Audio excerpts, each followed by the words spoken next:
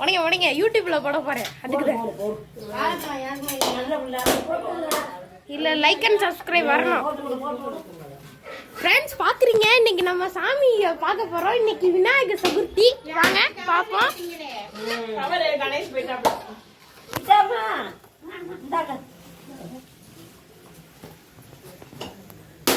அங்க அவர் ஹாப்பியா இருக்காரு.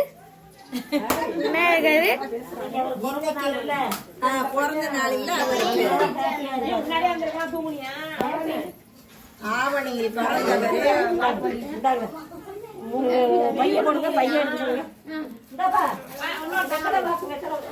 ஆவணியில் பிறந்தவர் ஹாப்பியா இருக்கிறாரு. தக தக நின்றாரு சந்தன காப்புல.